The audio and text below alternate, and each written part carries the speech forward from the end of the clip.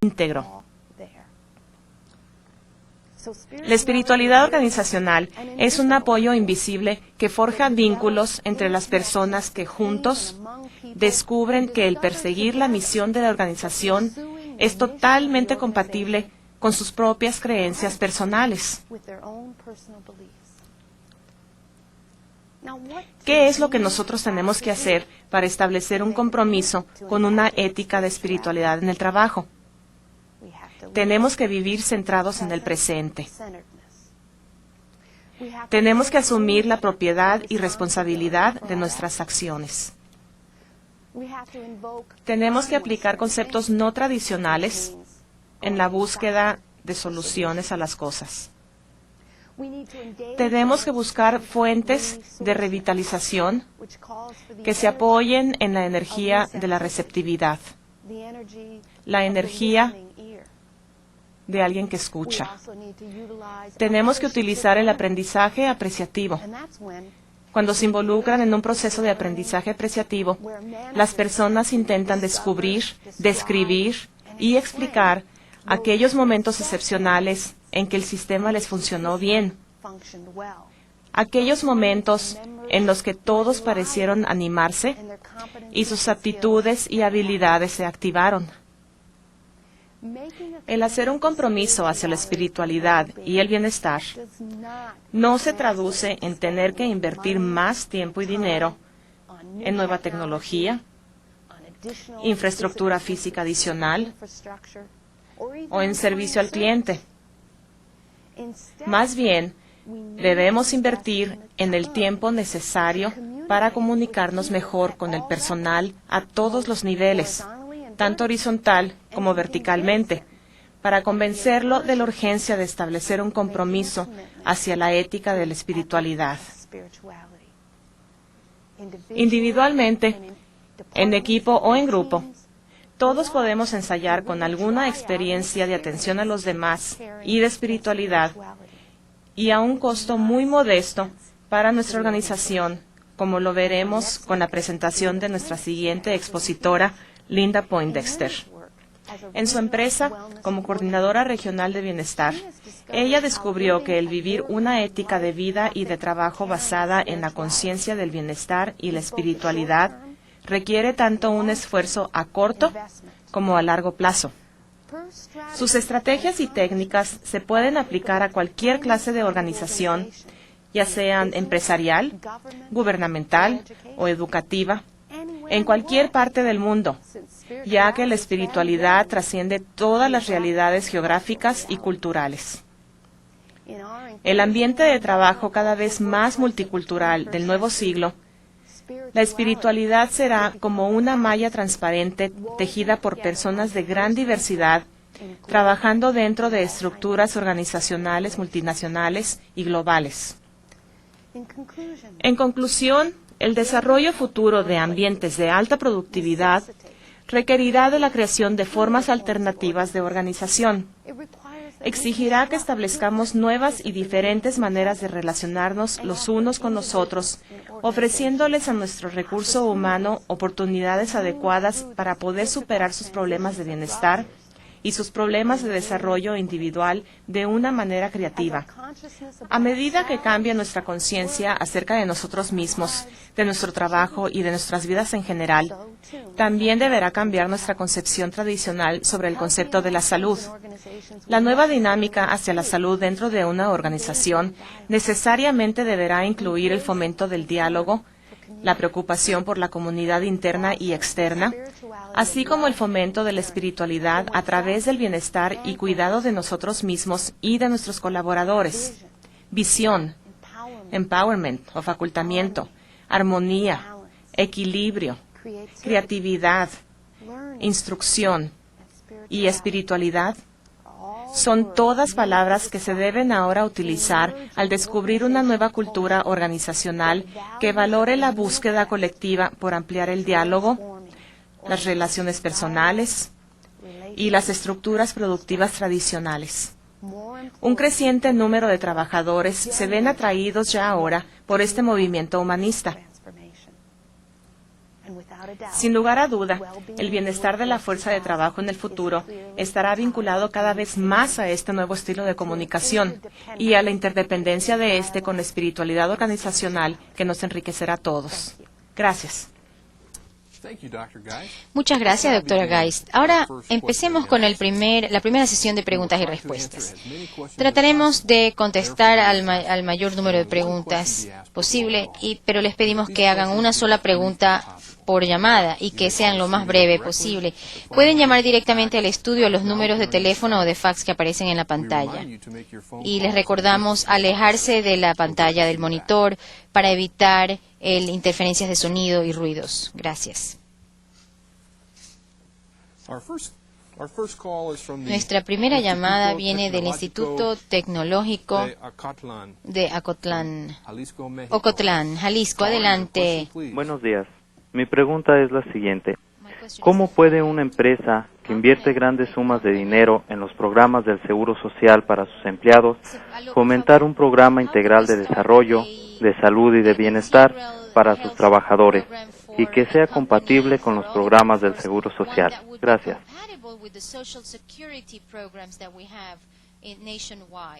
How to have something that can integrate the Social Security parameters and guidelines with these new principles that you're proposing for health and well-being. Esta pregunta tiene que ver con la integración de los principios que usted acaba de mencionar, doctora Geist, y armonizarlos con las reglamentaciones del Seguro Social y los beneficios de prestaciones sociales. Creo que una de las maneras en que se puede hacer tiene que ver con tener algún tipo de programas de incentivos. Muchas compañías que están aplicando estas nociones de bienestar para el personal y sus asociados en la fuerza laboral, en el lugar de trabajo, piensan mucho en el dinero que tienen que pagar como compensación por los planes de salud y ven que esto es mucho más barato, más económico, mejor porque la gente con mejor salud tendrá que hacer menos uso de esos seguros y de beneficios de salud. Así que al integrar un programa que incentive a la gente a permanecer saludable, sana, y esto hay que hacerlo de manera diaria, mensual. Creo que Linda tiene más experiencia. Quiero yo decir que cuando uno le da a la gente la fuerza, el poder, la facultad de ser más saludable, es mucho mejor porque de esta manera se rebaja también el pago que tiene que hacer la gente de las contribuciones sociales por seguro de salud, porque entonces la persona está consciente de que debe mantenerse sano, saludable, y entonces se crea una conciencia a nivel de toda la sociedad y no es algo a nivel individual ya. La siguiente pregunta nos llega de la Federación Nacional de Comerciantes. Buenos días. La llamada, por favor. Buenos días. Buenos días. Desde FENALCO Antioquia y en desarrollo del diplomado sobre globalización y competitividad realizado en convenio con Confenalco, la Universidad de Antioquia, la Universidad de Medellín y el canal de televisión Teleantioquia, formulamos la siguiente pregunta. ¿Cómo se puede aplicar la administración por valores para alcanzar la espiritualidad, la salud y el bienestar del talento humano en las organizaciones? Muchas gracias.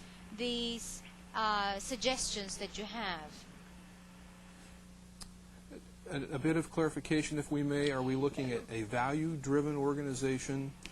Precisely. Implement such a program? How can you harmonize the values of an organization with a program like this? How can you make them compatible? Yes, the integration of the concepts you've talked about with the values and La the integración culture. de valores culturales de la organización. Tengo que volver al concepto de comunicación, porque creo que cuando vemos cada organización y vemos cómo ellas hacen un inventario de los valores y de toda su visión organizacional, ¿cómo vamos a aplicar esos valores? Ahí está la clave. Muchas veces las organizaciones invierten mucho dinero y tiempo escribiendo esos valores, esa misión, estableciéndola y transmitiéndola a los empleados, pero a la hora del proceso de la comunicación diaria, cómo es que se está aplicando esto, cómo se lo pone en práctica. Esto es lo importante. Y la espiritualidad es precisamente la forma en que nosotros interactuamos unos con otros y cómo valoramos esa interacción. Y tenemos que ver, ¿esto realmente lo estamos aplicando a diario? Esa es la pregunta. La siguiente pregunta nos llega de la Universidad de La Salle, en México. Adelante la pregunta. Buenos días. Buenos días. La pregunta es la siguiente. This is the question. ¿De qué manera se puede compaginar la creación de un ambiente sano de trabajo con la implementación de tecnología que a veces despersonaliza? Gracias.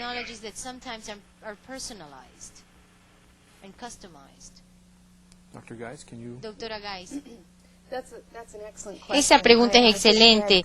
Yo acabo de leer un estudio por el Carnegie Mellon Institute donde se informa que ha aumentado la prevalencia de depresión para la gente, entre la gente que trabaja en línea en la computadora solamente 2 horas a la semana. Eso nos indica que hay un gran dilema ahora que estamos aumentando la tecnología en las organizaciones y las personas que están trabajando con esa tecnología se sienten enajenadas porque están aisladas de colegas, de asociados. Así que hay que tener mucho cuidado al integrar esa tecnología en las organizaciones, porque de todas maneras la tecnología funciona, pero tenemos que ver formas de integrar a la gente, de que haya contacto personal entre las personas asociadas, porque si no, no podemos lograr una corriente de espiritualidad que nos envuelva a todos.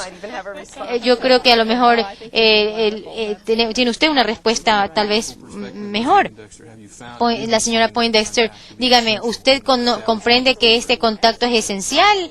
Bueno, definitivamente, cuando yo les dé mi presentación, yo recientemente me jubilé y en mi vida personal una de las cosas que realmente más me afectaba era pensar cómo voy a hacer después de, retirándome, jubilándome, porque para mí el contacto humano es siempre muy importante, así que yo en mi vida personal me he dado cuenta de esto y no me podría relegar a un aislamiento simplemente con la tecnología porque me resultaría muy malsano. La siguiente pregunta viene de la Universidad Autónoma del Estado de México, Toluca. Adelante, Toluca. Sí. Buenos días. Good morning. ¿Cómo demostrar a los niveles directivos la importancia de la espiritualidad si no forma parte de las políticas de la organización? Doctora Geis, esa es una de las mejores preguntas que pueden hacer.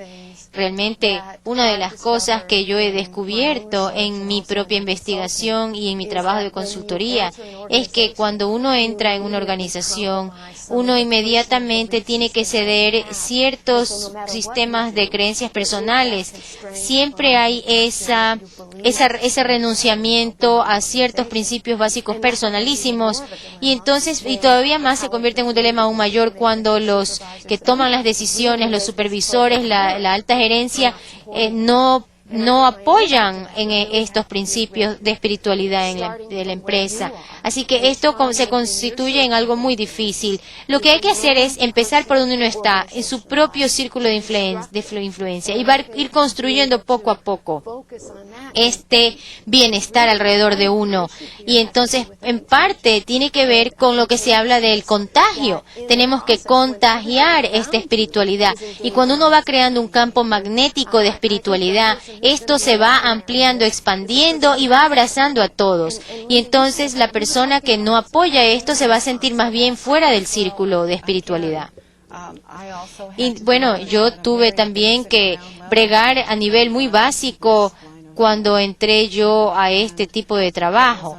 Me tocaba construir desde la base y en mi propia vida tenía yo esta gran interrogante, cómo atraer a la gente a este concepto y a practicar este concepto de espiritualidad en la vida, en la organización, en el lugar de trabajo. Y lo que les puedo decir es que no hay nada más poderoso que una idea a la que le ha llegado su hora. Ahora hay una gran demanda, una necesidad, es un anhelo muy grande de todo el mundo de encontrar y aplicar estas filosofías en el trabajo y en la vida. Acá tenemos otra pregunta que nos llega de Panamá, Universidad Tecnológica de Panamá. Adelante. Sí, muy buenos días. Good morning. ¿Qué recomiendan para mejorar la salud, la espiritualidad y el bienestar en países subdesarrollados en vía de desarrollo que no creen en sus recursos humanos y no invierten en ellos?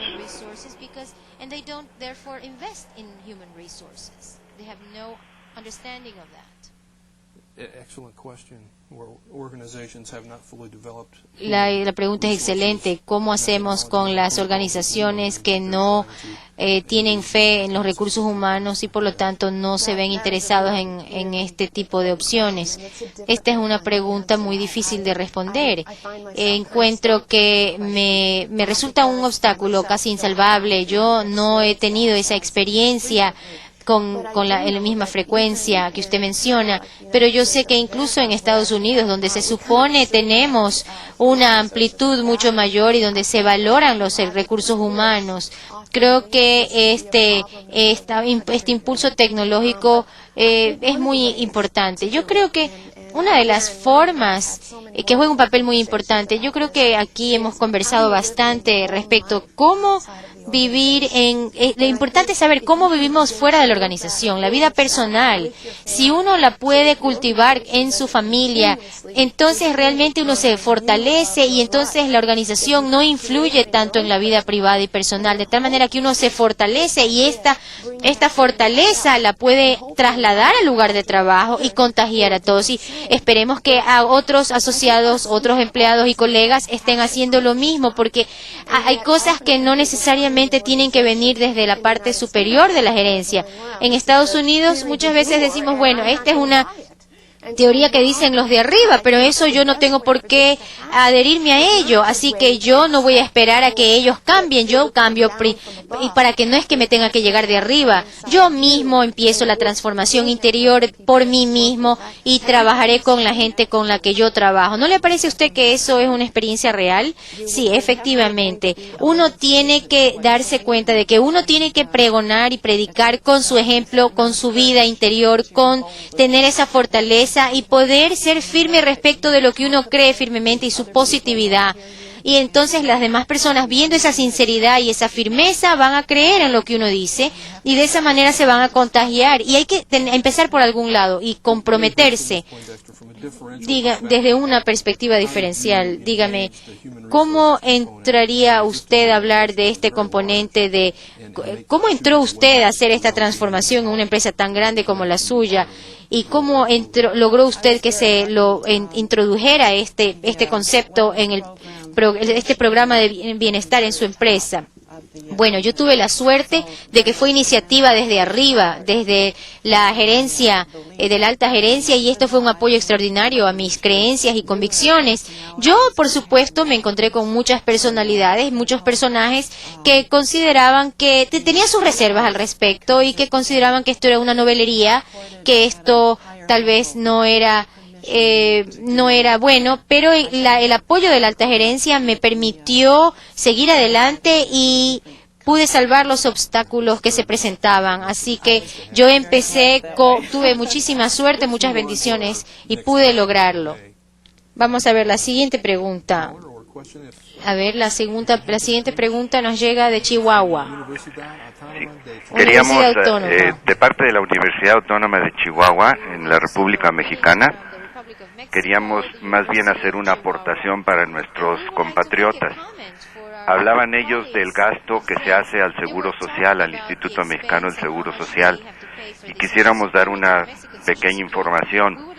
El Instituto Mexicano del Seguro Social tiene lo que llamamos centros de seguridad, en donde, o conocido también como la Casa de la Asegurada, en donde en forma gratuita se da la medicina preventiva y se dan actividades deportivas y recreativas, culturales, para todas las clases de personas, no nada más para los asegurados.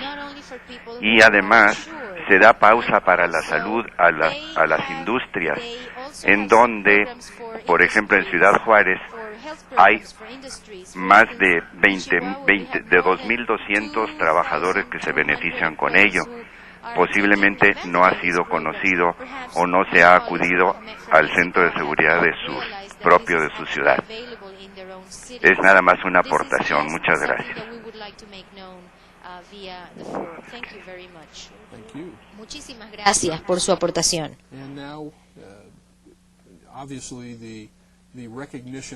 Y ahora el reconocimiento precisamente de que existen estos servicios en la estructura del Seguro Social es maravilloso, porque esto tiene compatibilidad con los programas que ustedes están promoviendo y que estamos hablando aquí. La siguiente pregunta. Bueno, vamos a leer una pregunta entonces que tenemos por fax de la Universidad Nacional Mayor de San Marcos de Lima. A ver, vamos la pregunta. ¿Cómo se puede demostrar que la espiritualidad en el trabajo es una ventaja competitiva en una empresa?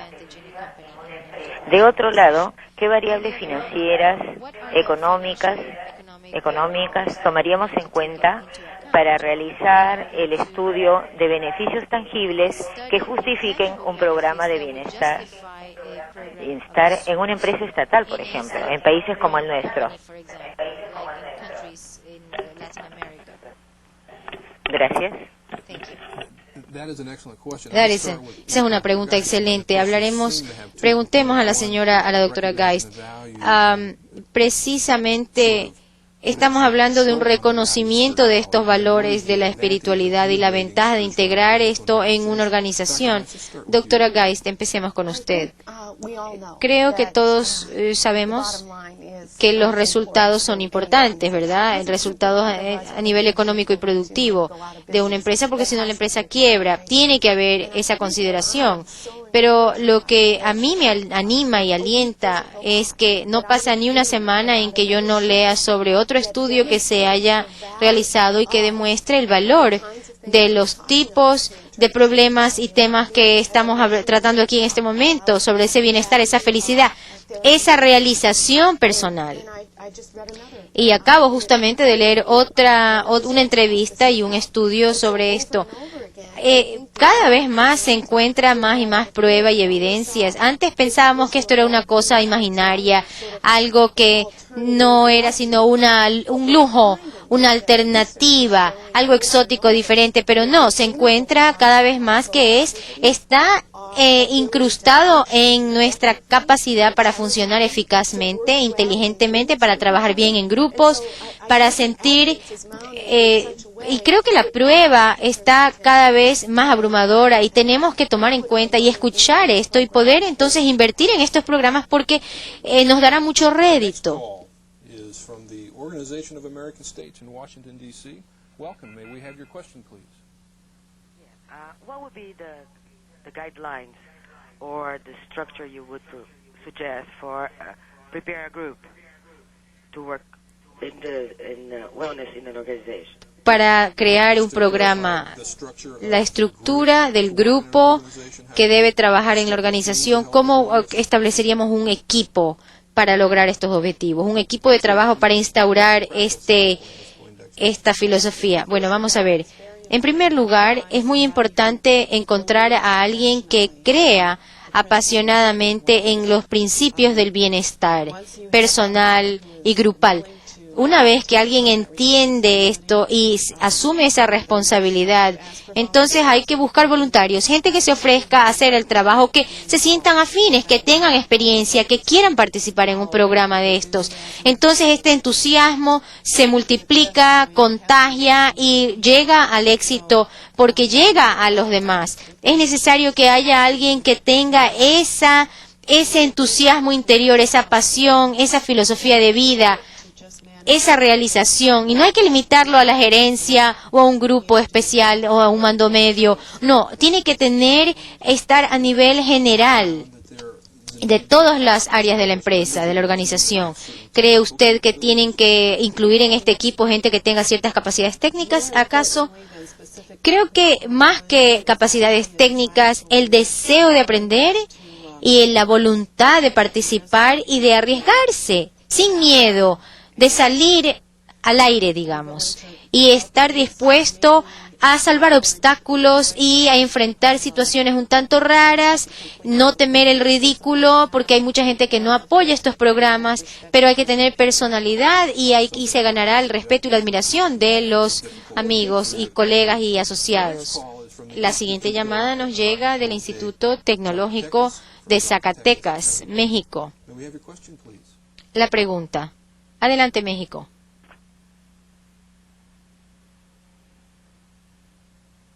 No llega la pregunta. Bueno. ¿Aló? Siga, por favor. Gracias, muy buenos días. Buenos días. He sabido que el concepto de espiritualidad ha sido de gran efectividad en otras culturas en tiempos pasados.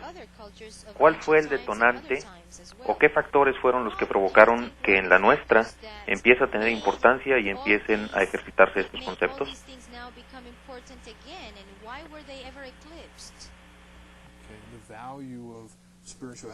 Los valores de la espiritualidad del pasado, ¿por qué se eclipsaron y luego han vuelto?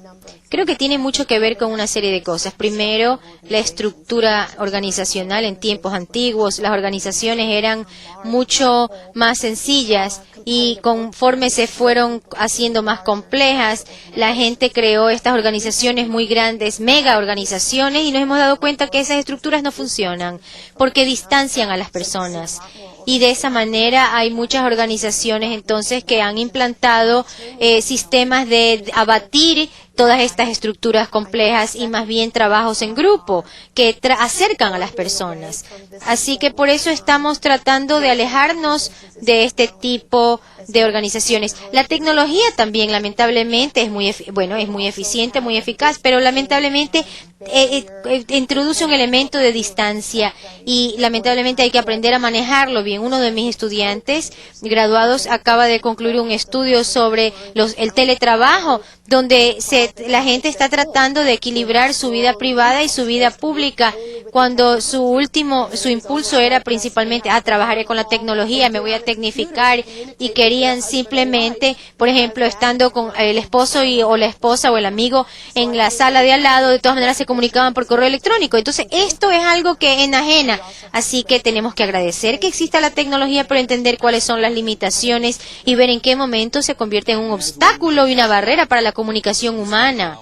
En otras palabras, a medida que vamos abatiendo las estructuras complejas, entonces esto se va volviendo un elemento más y más importante. Así es. Universidad de Monterrey, de Nuevo León, México, adelante. Bienvenida a la pregunta. Es una pregunta larga y dos menos largas. A nosotros nos llama la atención por qué usan el término ética de bienestar y de espiritualidad. ¿Por qué no solo hablar de ética y punto? En nuestra comprensión, el término ética sin aderezos incluye precisamente conceptos de bienestar y de lo que ustedes llaman espiritualidad. La preocupación es que aumentarle los términos bienestar y espiritualidad parece como una mera alternativa a la cultura organizacional, mientras que sería importante pensar que el cuidado por el bienestar y la espiritualidad debe estar basada en la justicia. La otra pregunta es muy sencilla. Queremos saber si estos términos de bienestar y espiritualidad tienen que ver con la influencia de las mujeres en los cargos altos dentro de las empresas. Y también nos preguntamos qué quieren decir con que este estilo de ética es menos occidental.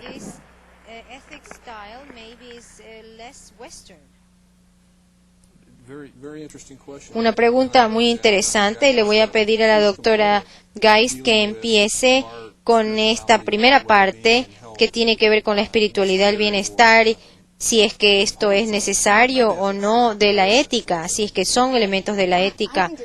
Bueno, me parece a mí que es importante asirse de esta noción de la espiritualidad y bienestar y no verlo simplemente como algo alterno o como un adorno, un aditamento. Para mucha gente la palabra ética y justicia son parte importante de la espiritualidad, pero aún así son términos abstractos y a veces no son fáciles de asir y que a la gente le cuesta un poco entender y adoptar y absorber y hacerlo propio.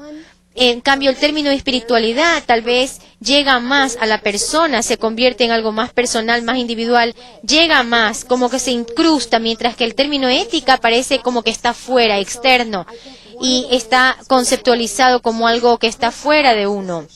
En cambio, si lo personalizamos, entonces la palabra espiritualidad nos ayuda. Pensemos también en nuestras vidas más y en nuestra organización como más que una organización ética. No, pensemos en que la organización es algo nuestro personal que nos ayuda a nuestra realización y a los que nosotros queremos y a los que nosotros nos importan. Y entonces esto se vuelve en algo más concreto y específico dentro del individuo, en la mente y en el corazón del individuo. No es algo abstracto. Bueno, pasemos adelante porque nos gustaría recibir una nueva llamada. Vamos a ver la pregunta de la justicia y las mujeres en el lugar de trabajo y cómo ellas han introducido tal vez este concepto en vista de que están ya por doquier en los distintos lugares de trabajo. La mujer tiene, por supuesto, ha jugado un papel importante, sobre todo la noción que estamos presentando aquí, que es una visión no occidental de las organizaciones. Creo que efectivamente usted tiene razón, yo estoy de acuerdo con eso. Estos son dos temas que merecen nuestra atención aquí. Hay más gente, más mujeres en los puestos y más altos y mujeres que son arquitectas de las decisiones y creo que efectivamente la mujer en sí juega un papel tan importante porque este tema tiene una parte femenina, pero pienso que es algo más que algo femenino. Creo que muchos de nuestros colegas y de todos los que hablamos sobre estos temas de bienestar son efectivamente no occidentales y existe precisamente una vuelta a lo no racional, a reconocer que nuestras emociones y lo que nosotros sentimos, lo que el hombre tiene adentro, esa intuición, es muy importante para la hora de tomar las decisiones en la persona, en el individuo. Y efectivamente estamos buscando